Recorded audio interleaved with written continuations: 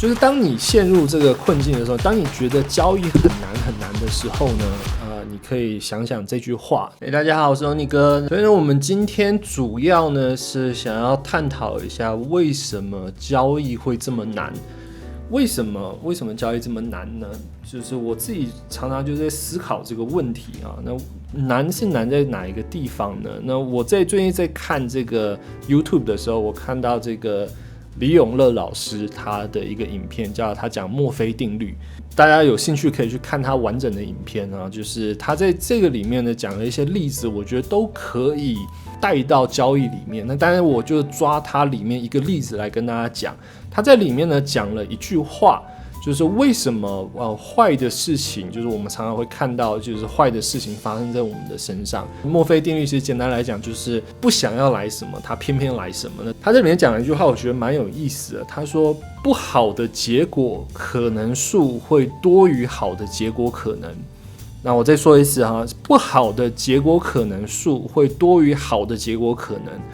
听起来有点绕口啊。那我第一次听的时候，我思考了一下，说什么意思？什么叫做不好的结果可能数会多于好的结果可能？那所以呢，他在里面呢就举了一个例子，他是讲说丢失的袜子。他的这个例子呢，就是说，当我们有2双袜子，1跟2呢是可以配成对的，3跟4呢是可以配成对的。那所以呢，如果说我们今天丢了2只袜子，要怎么样这剩下的2只袜子可以成对呢？就是如果说我们是丢了1或2或3或4的话呢，那这个是这个剩下的排列组合，就是我们只剩1跟2、1跟3、1跟4、2跟3、2跟4跟3跟4。那所以我们丢着这2双袜子呢，就是剩下1跟2或3跟4的话呢，对我来讲这个结果才是好的。那所以呢，对我来讲，好的结果呢是1/3，不好的结果呢是2/3。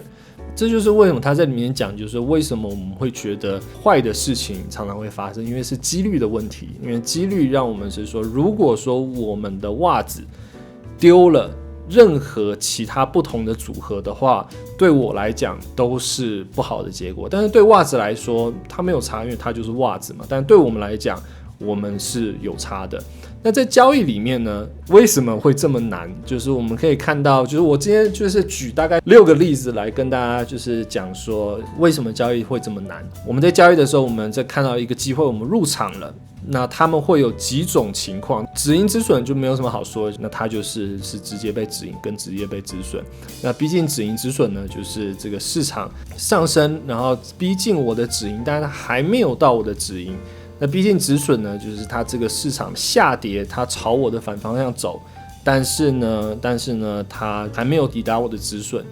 然后呢，这个震荡后奔向止盈，它是震荡之后呢，它往你的止盈走，直接止盈、逼近止盈、震荡之后奔向你的止盈都是获利。那直接止损、还有逼近止损、还有震荡后奔向止损都是负的。我不知道你们有没有这个想法？我刚开始交易的时候呢，有一个想法就是说，交易很简单啊，就是它不是向上走，就是向下走。50%的几率嘛，对，这是不是很简单？但是呢，为什么会这么难？交易一段时间之后，发现呢，在数据上来讲呢，是50%没有错，就是我们今天看的这个小数据。但是呢，如果有人为的介入的话呢，那这个几率可能就不是50%了。怎么说呢？就是直接止盈止损没有什么问题嘛，就是因为你也没有时间去做这个人为的介入。但是呢，当这个价格逼近止盈的时候呢，你结单出场，然后呢，这个价格就是在你结单之后呢，往上拔了一个高度，会错失掉获利的一个额度。那逼近止损，大部分的人呢，当价格逼近止损的时候，我们会移动止损，我们会承受更大的一个损失。当这个震荡之后奔向止盈，它可能就是在震荡的时候呢，就结单出场了，所以我们根本不会等到这个止盈的情况。那震荡之后奔向止损呢，我们也结单出场，所以呢，在这个情况下呢，是好的一个结果，因为我们提早出场了。那但是呢，我们可以看到，除了这个震荡之后奔向止损的这个例子之外，只要人为介入，都是对我们不好的。人为的介入呢，都会一定程度的影响我们的交易。我们要去克服这些错误的一个动作，在知道说，为什么交易这么难之后呢，我们要去深度的看，就是说哪一些动作是一个错误的动作，我们不应该去做，然后呢，再去找那些正确的动作，然后我们去做这样子。OK， 所以这个呢，就是我们刚刚讲的，为什么交易这么难，就是因为呢，我们人为介入，本来是可以赚钱的一个交易，但是呢，你却没有跟随你原本的一个交易，所以你可以想说，你下单的时候是一个理性的下单，但是你出场的时候呢，是一个感性的出场。我之前有讲过，就是为什么 AI 不能赚钱，那是因为它只会遵从它的这个指令。那为什么人没有办法在交易中赚钱？他没有办法就是完全遵照他的这个指令去做事，所以很矛盾啦。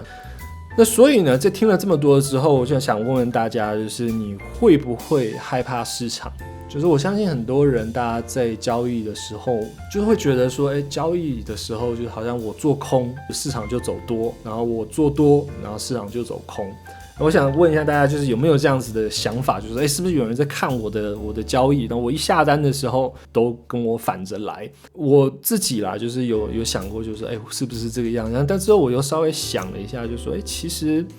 不太可能，这个大机构它需要盯着我看。如果说害怕市场的话呢，就是你会需要了解市场，然后之后呢，你才可以去适应这个市场。那所以呢，再跟大家分享一个故事啊。那不知道大家有没有看过这个大象与木桩的这个一个故事？我觉得这个故事帮助我更好的去克服我自己的恐惧。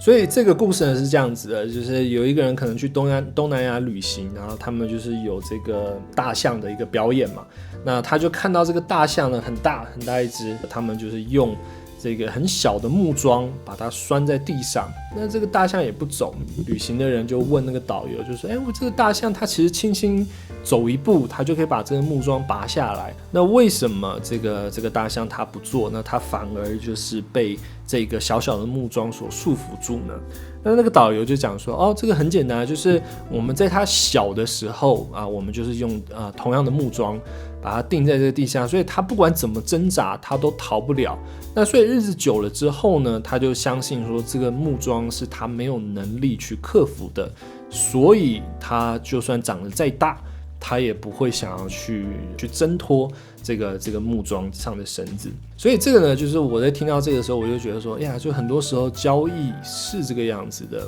就是当我们在刚开始交易的时候，我们不断的被止损出场，我们不断的爆仓，当我们到一定的程度的时候，我们就会就是有一种草木皆兵的感觉，就是好像市场不管我做什么，这个市场它都会朝我的反方向走。那这个呢是一个很可怕的一个想法。那因为你想是什么，你就会看到什么。它只是一个小的木桩而已，就是我们在刚开始的时候确实会被这个木桩所束缚，因为我们不知道很多东西，我们的交易系统不完全，我们不知道怎么样做风险管理，我们的心理的这个素质不够强大。那但是呢，如果说我们被这个木桩所束缚住在一个地方的话呢，我们没有办法成长。那所以呢，我给大家的建议那今天就是最后的这个本日金句，就是当你陷入这个困境的时候，当你觉得交易很难的时候呢，你可以想想这句话，我用英文念一次说 The definition of insanity is doing the same thing over and over again and expecting different result。 这个是爱因斯坦他讲的。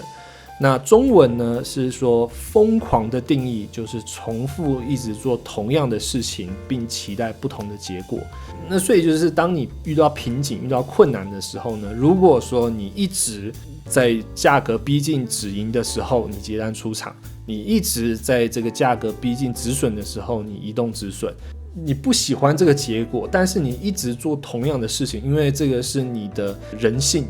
当你一直在做同样的事情，但是你会想要在市场上赢的话呢，那这个其实是有一点点疯狂的。所以呢，最好的一个方法就是，当你遇到困难，当你觉得交易很难的时候呢，试试看不同的方向，然后呢，去看一下，就是说，有什么样其他的事情可以做。那你可以就是这就是为什么我讲说这个做这个笔记，就是交易日记啊，然后你记录你的交易这么的重要，因为你要知道说你之前发生什么事情，做了什么事情，所以你就不会一直重复做错误的一个事情。疯狂的定义呢，就是重复一直做同样的事情，并期待不同的结果。如果你要有不同的结果，你要尝试做不同的事情。那所以这个呢，就是今天给大家的一个金句啊。OK， 好，那非常感谢大家今天的参与啊。那如果说有什么问题，欢迎在下面留言啊。那再一次感谢你的订阅与点赞，那我们下次见，拜拜。